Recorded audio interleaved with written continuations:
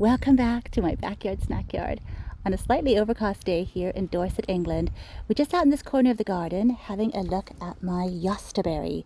It's a tribrid or a cross between blackcurrants and gooseberries. It's a really great one. It's thornless and the berries are so delicious and they're larger than blackcurrants. Slightly acidic like gooseberries can be, but then they also go on to being really sweet like gooseberries. So just great berries. These ones this year are slightly smaller than usual, I think because we had so much hot weather and I didn't water them enough, to be honest. It's my fault. But they are really lovely. And if you let them get really ripe, they become a little bit like squishy almost. And then they're really jammy, really sweet. But you can also pick them just before they're super ripe and then they're a little bit more tart. So they can be picked at different stages of ripeness and they are really delicious. So much fun to use. We just eat them in salads, to be honest. They're really lovely. A little pop of either a bit of sourness there, a little bit of tartness, or even some sweetness too. So much fun. I bought this bush back in 2022 and I think it was cropping within 2 years of planting it. So really quick cropper. When I first got it, I needed to trim it back a bit. That's always advised. And so I took the offcuts and potted them up and we got some new little plants. They're really easy to propagate. Just like other currants, you just take a little stick, pop it in some soil and it will root. So we have another bush here. I mean, they do get really large. And they're not thorny, which is a huge bonus because gooseberries are so thorny. So some more berries here and they're all along this area here where little Bert, our rescue hedgehog, lives. He doesn't actually eat berries, but if he did, it'd be a perfect little home for him. And see, they just fruit all along the stems, just like gooseberries and blackcurrants, honestly. Gooseberries tend to just have one little fruit attached, whereas these ones have little groups, little clusters, almost like tiny clusters of grapes. So they're really interesting, I think, really fun.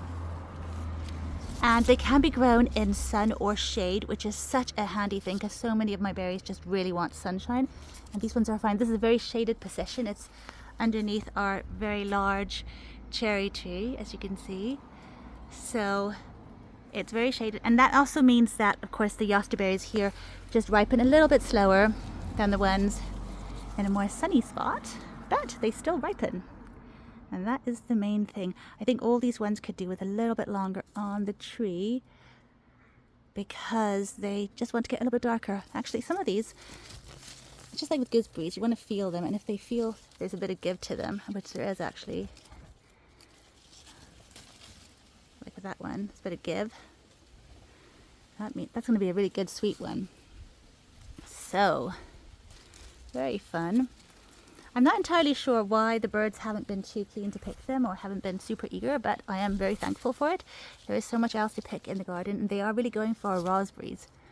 But luckily there are loads of them, so there's enough to share. But I'm really thrilled with this one. I mean, he is branching out everywhere. We're going to have lots of berries in years to come and he's a nice big size.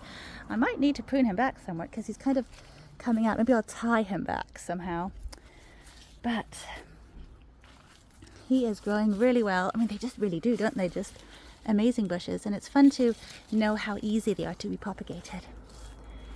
There's our little Bert. The other day, when I went to get his little food bowl out, it was so hot that he had moved from his bedroom. He sleeps in there, and then he eats in there, and he had moved into the eating area. I don't think he's done that again. Let's have a look. No, the weather has cooled down again. It's not crazy heat wave temperatures. So he's back in his home. Can't really see him. He goes really far into the back of it. But yeah, lovely to have little Bert here. So thank you for joining me. And I will see you next time. Bye for now.